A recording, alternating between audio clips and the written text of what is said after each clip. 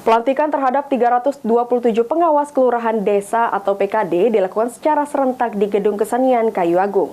Usai dilantik, seluruh PKD siap melakukan pengawasan tahapan pilkada serentak.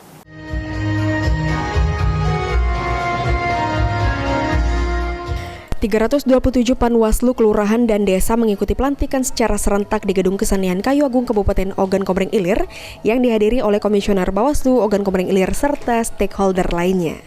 Walaupun sudah melakukan pelantikan terhadap 327 PKD, masih ada beberapa desa yang belum terpenuhi petugas PKD karena belum ada pendaftar.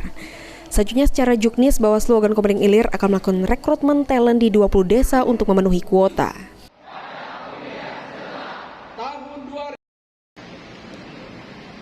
Ini kan ada sekitar 227 PKD, pengawas kelurahan desa.